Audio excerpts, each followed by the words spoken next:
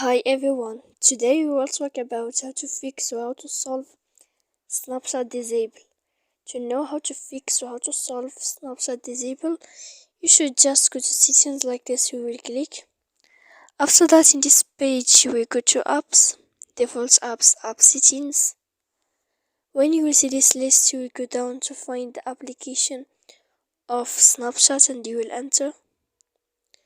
Then in this page here, you will go to click for stop.